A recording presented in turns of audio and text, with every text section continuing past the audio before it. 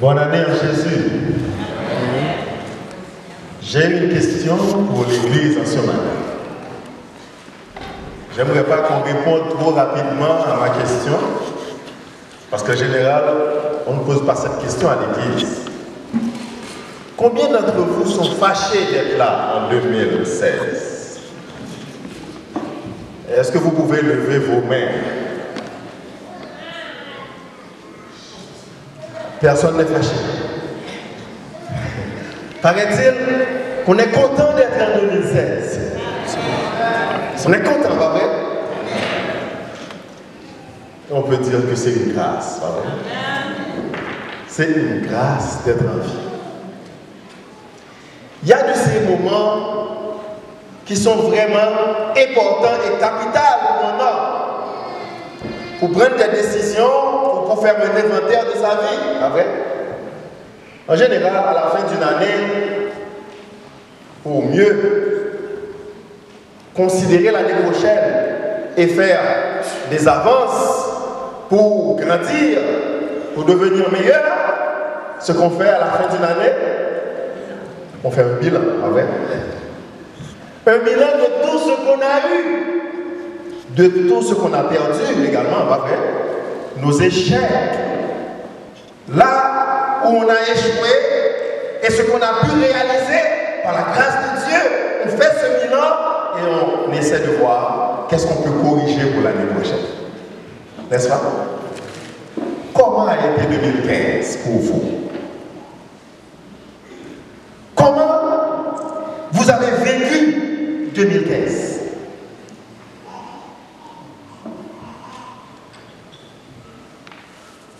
Moi, je n'ai pas trop aimé 2015. En 2000, je dirais, je pensais que chaque année qui allait venir, avec les découvertes, avec ces experts qui annoncent toujours de grandes choses pour l'année qui s'en vient, on pensait qu'on allait être plus en paix, qu'on allait avoir plus de paix dans nos maisons, plus de paix dans nos têtes. On allait pouvoir vivre tranquillement. Mais on s'en rend compte rapidement que la sagesse humaine ne donne pas la paix. L'intelligence humaine, à chaque fois qu'on fait des avances dans le domaine scientifique ou autre, on met en péril la vie des gens. Et des fois, c'est en comptant sur nous qu'ils font ces progrès. C'est en nous utilisant qu'ils font ces progrès. C'est en mettant en péril la vie de nos enfants qu'ils font ces progrès. Mais Dieu, lui, il ne met en péril personne. Au contraire, il nous invite à rechercher la vie. Il nous invite à espérer dans la vie. Le titre de mon message pour ce matin, c'est « Tu es merveilleux et fidèle, Seigneur. » Tu es merveilleux et fidèle, Seigneur. Combien d'entre vous pensent que Dieu est merveilleux? Il y en a qui n'ont pas répondu et qui n'ont pas levé la main. Peut-être c'est parce qu'ils sont trop émus.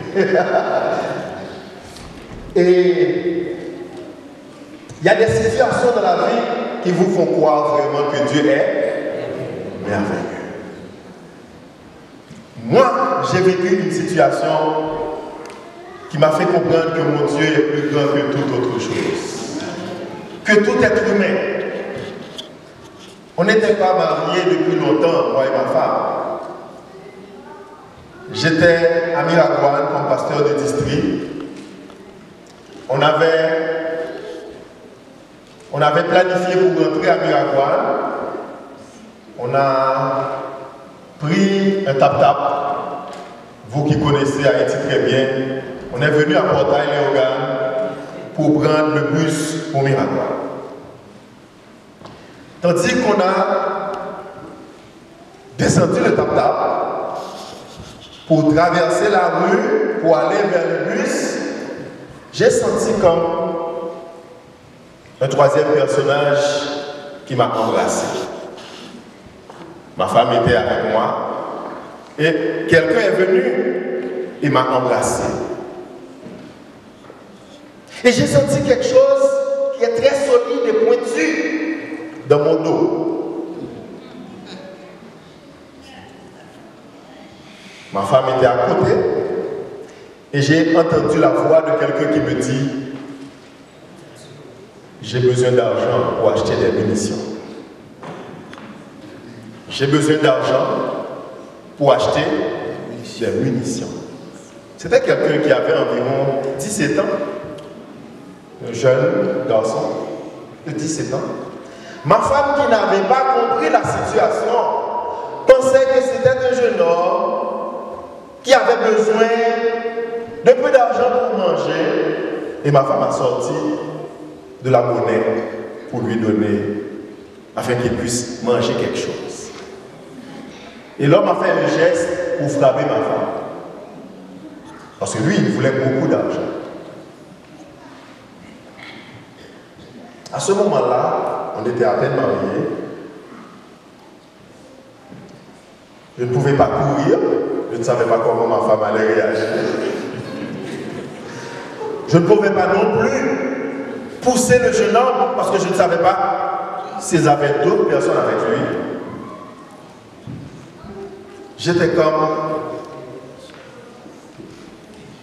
paralysé. Et j'ai dit alors que moi, je vais travailler à Miracle, je n'ai pas d'argent. Et même si j'en avais, je n'allais pas lui donner de l'argent pour acheter des munitions.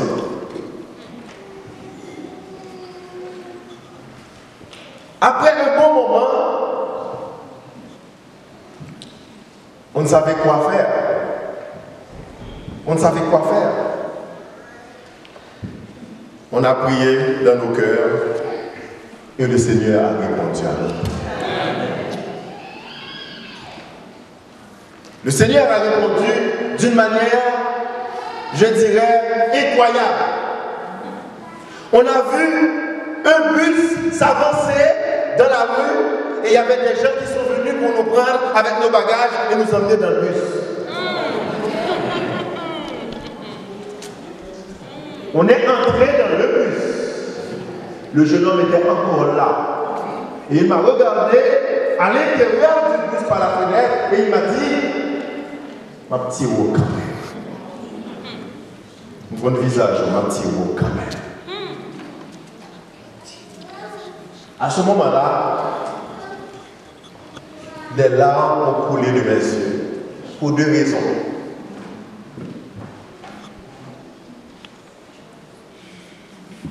Bah, je ne peux personne. Mais à ce moment-là, je ne pouvais pas réagir. Mais le Seigneur connaît nos limites. Le Seigneur connaît nos limites. Et quand nous crions à lui, il répond. Amen. Quand nous crions à notre Dieu, il répond. Notre Dieu est fidèle. Je ne vais pas prêcher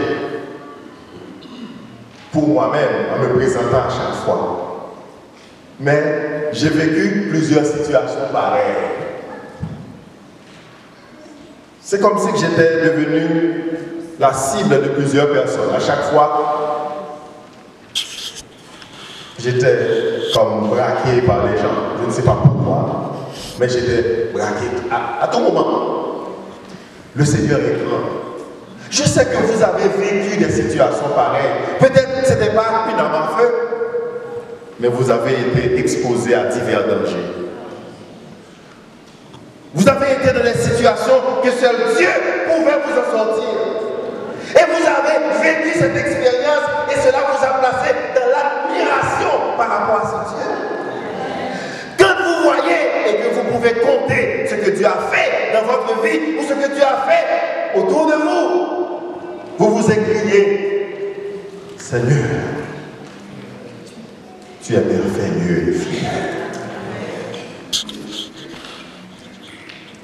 Ce qui nous pousse à dire que Dieu est merveilleux, c'est que nous croyons que notre Dieu est vivant.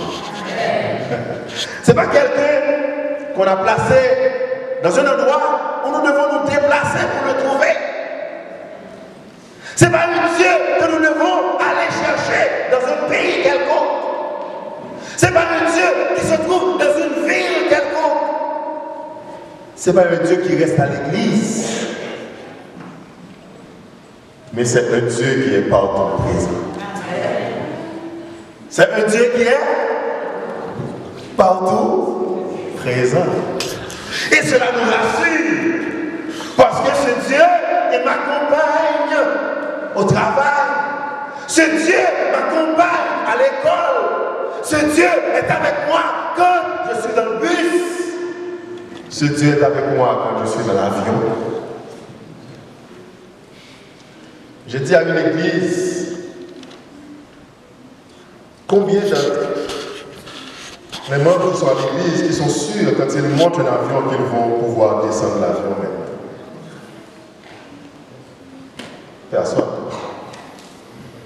Il y a tellement de cas de terrorisme. Il y a tellement de cas où il y a des erreurs mécaniques qui font que les avions montent et ne descendent pas correctement comme ils devraient le faire. Des accidents qu'on ne saurait prévoir. On devait voyager une fois. On était déjà dans l'avion. On a attendu.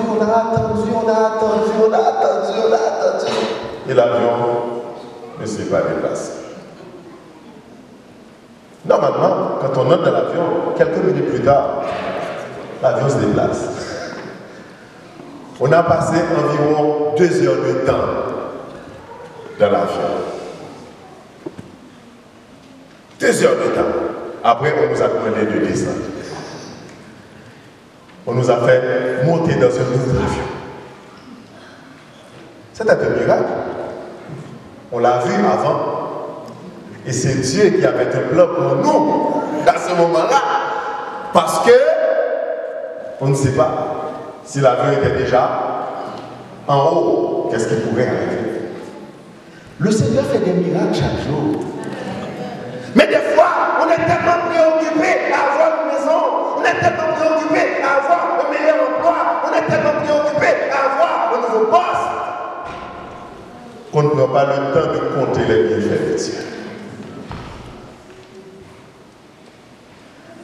Le Seigneur a été bon pour nous tout au cours de l'année 2015. Mois après mois. Mois après mois. Semaine après semaine. Jour après jour. Heure après heure. Minute après minute. Seconde après seconde. Il était tout le temps là à nos côtés. Et parce que Dieu était là, on a compris sa bonté. Il a été bon pour nous. On a compris sa fidélité. Amen. Si Dieu était bon, mais qu'il n'était pas fidèle, on ne serait pas là. Parce que nous autres, nous sommes comme ça, nous sommes bons un jour. Et demain, nous oublions comment manifester ta bonté. Et nous sommes devenus méchants avec notre voisin, méchants avec notre frère, méchants avec notre soeur, méchants envers nos parents. Nous sommes devenus ingrats. Des fois, nous oublions la bonté qu'il nous faut manifester. Et cela nous rend laids. Pas vrai? Mais Dieu, lui, il est tout le temps le même.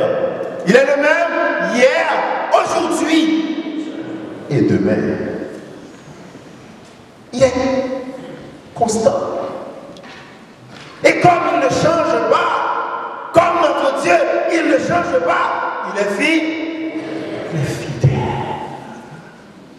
C'est une chose extraordinaire. 116 dit au verset 12, comment rendrai-je à l'Éternel tous ses bienfaits? Quand est-ce qu'on peut poser une question pareille? Hein?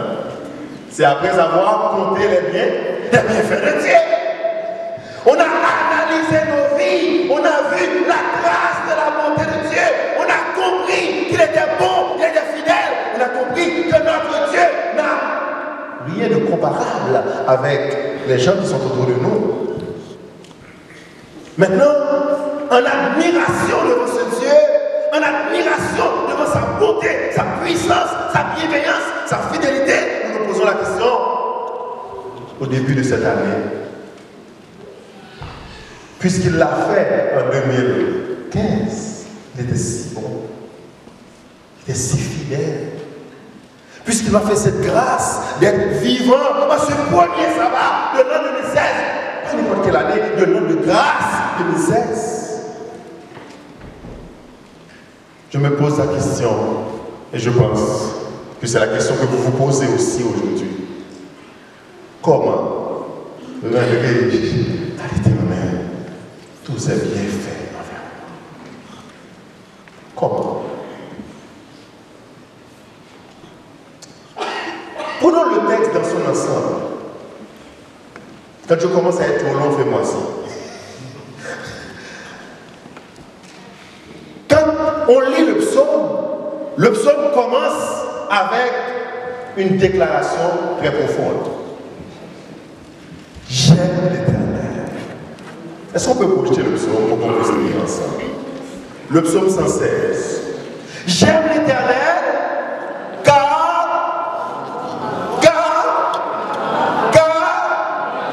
c'est pas un Dieu qui n'a pas d'oreilles ou qui a des oreilles mais qui n'entend pas. J'aime l'Éternel, pourquoi?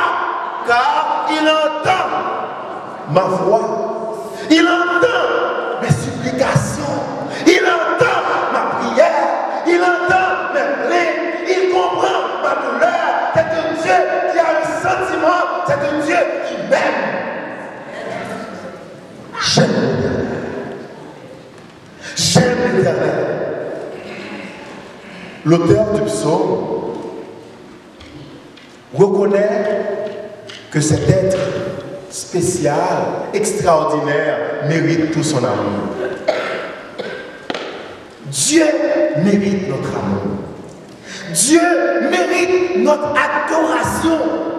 Dieu mérite qu'on le sert. Pas vrai? J'aime l'Éternel. Je l'aime, mon Dieu. Pourquoi? Parce qu'il ne reste pas sourd avec lui. J'aime mon Dieu parce qu'il comprend ma douleur. Verset 2. Car il a penché son oreille vers moi. Quelle image? Hein? Prenez le temps de lire les psaumes en méditant. De lire la Bible au cours de l'année 2016 en méditant et en essayant d'imaginer le geste. Essayez de voir un Dieu qu'on croit être distant, très loin de nous. Un Dieu qui est distant, loin de nous. Mais quand nous crions, Seigneur, non seulement il entend, mais le texte dit, il penche vers moi son oreille. Essayez d'imaginer cela. C'est un geste d'attention.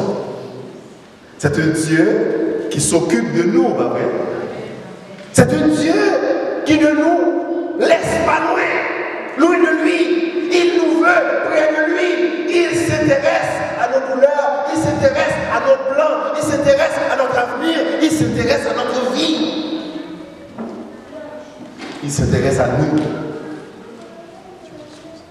C'est un Dieu conservé. Il penche vers moi son oreille et je l'invoquerai toute ma vie. Hein? C'est intéressant. Quand on sait qu'on est écouté, quand on sait, quand on parle à une personne, la personne nous La personne aime ce moment de communication, cet échange qu'on a avec lui. On prend plaisir à parler à cette personne. Amen.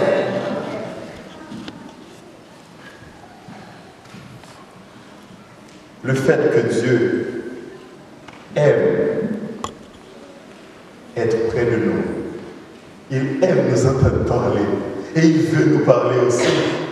L'auteur dit, je l'invoquerai toute ma vie. Je le chercherai ma vie entière. C'est un engagement, pas vrai? Et il continue au verset 3. Les liens de la mort m'avaient environné. Je me vois dans cela. Vous vous voyez aussi dans cette situation. Les liens de la mort m'avaient environné. Les liens de la mort m'avaient environné. Les angoisses du sépulcre m'avaient saisi. Les angoisses du sépulcre, la mort était devant moi. Je voyais déjà les portes du Sheol, du tombeau s'ouvrir pour moi. Mais l'Éternel m'a pris et il m'a redonné la vie. Amen. C'est une situation de réjouissance pour moi et pour vous quand la mort était aussi proche. Et qu'on a vu que Dieu a choisi d'intervenir pour nous. J'étais en proie à la détresse et à la douleur, mais j'ai invoqué le nom de l'Éternel. Ô Éternel, sauve mon âme. L'Éternel est miséricordieux et juste. Notre Dieu est plein de compassion. L'Éternel garde les simples. J'étais malheureux. Il m'a sauvé. Mon âme retourne à ton repos. Car l'Éternel t'a fait du bien. Oui, tu as délivré mon âme de la mort, mes yeux des larmes, mes pieds de la chute. Je marcherai devant l'Éternel sur la terre des vivants. Amen. Je marcherai devant l'Éternel. C'est-à-dire, je demanderai à l'Éternel d'être mon gardien. Je marcherai devant l'Éternel, c'est-à-dire l'Éternel verra mes actions, il pourra observer mes plans, l'orientation que je donne à ma vie. C'est quelque chose de très profond. Je ne veux rien faire loin de Dieu. Je ne veux plus continuer à prendre des décisions qui déplaisent à mon Dieu. Je ne veux plus continuer à avoir des attitudes qui déplaisent à ce Dieu-là qui a tant fait pour moi, qui m'aime si profondément. Je marcherai devant lui. Je m'engage à marcher avec lui et devant lui. Dans le sens qu'il pourra m'indiquer quand je fais des erreurs. Amen. Si j'incline à droite ou à gauche, il pourra le voir.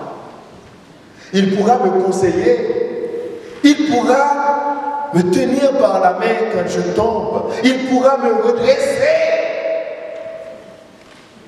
quand ma faiblesse m'a laissé. Dieu pourra être là pour moi. Amen.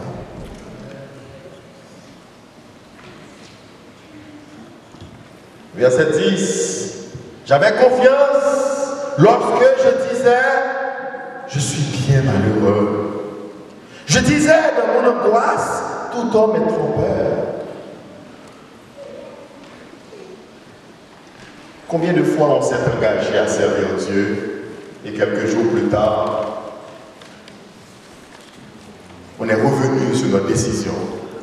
On a repris notre ancienne vie. On a repris à nouveau ce qu'il ne fallait pas avoir dans nos vies comme chrétiens, des attitudes qu'on ne devrait pas avoir. On prend des engagements à chaque début d'année, mais on ne les tient pas. L'auteur dit, je le sais, tout homme est trompeur. Mais je ne veux pas te le cacher, Seigneur. Je sais que je peux te tromper. Comme l'apôtre Paul, l'apôtre Pierre l'avait dit à Jésus, moi, même si tous ceux-là qui sont là avec moi, les autres disciples, ils arrivent à te renier, mais moi, je ne le ferai jamais. Pas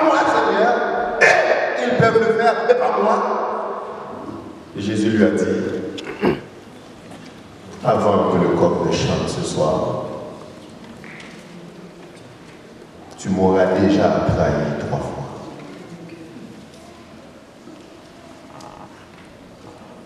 Des fois, nous pensons que c'est l'engagement que nous prenons aujourd'hui qui fait de nous des êtres différents.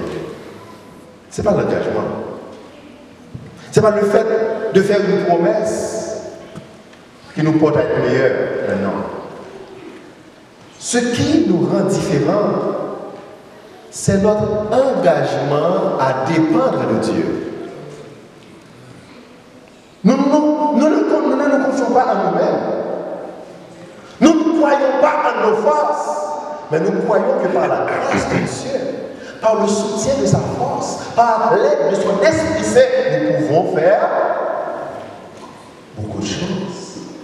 Nous pouvons réaliser des exploits. Dieu est dans, pas vrai? C'est si Dieu nous accompagne. Mais pour que Dieu puisse nous accompagner, il nous faut prendre la décision de l'inviter chaque jour. Hein?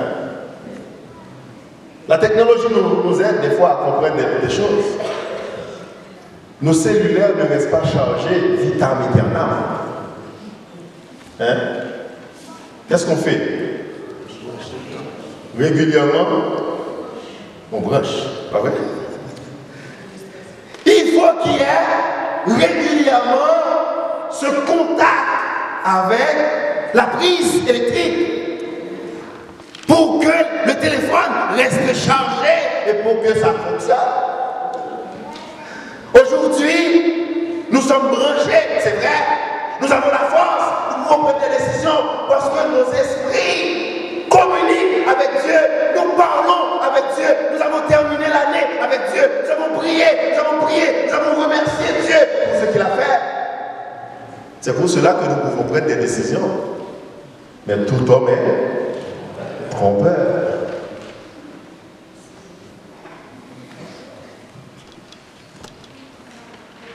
Pour avoir la victoire et rester connecté avec la victoire, il nous faut nous réengager chaque jour. Ah ouais? Je vais poser une question, mais ne levez pas vos mains. Parce qu'il y a des gens qui jouent là, il y a des gens qui vont faire des commentaires. Ne levez pas vos mains. Combien d'entre vous ont un culte matinal à la maison? Oh, beaucoup de monde qui lève. Ok? Le culte quotidien était institué en Israël, le sacrifice, le perpétuel. C'était un moyen utilisé par Dieu pour que le peuple puisse rester en contact avec lui au jour le jour. Parce que si on passe quelques jours sans entrer en relation avec Dieu, sans prendre un moment pour examiner sa vie, l'engagement n'allait pas tenir. Il faut revenir à Dieu chaque jour. Et c'est ainsi, dans le culte, quand on analyse notre vie, on peut renouveler la charge. On peut renouveler notre engagement. On peut garder, conserver cette victoire qu'on a commencé à avoir. Verset 11. Je disais de mon angoisse, tout homme est trompeur. 12. Comment rendrai-je à l'Éternel tous ses bienfaits envers moi? Le verset 13 répond: j'élèverai la coupe des délivrances et j'invoquerai le nom de l'Éternel. Qu'est-ce que cela vous rappelle? La coupe de la délivrance. C'est quoi ça? La coupe de la délivrance fait référence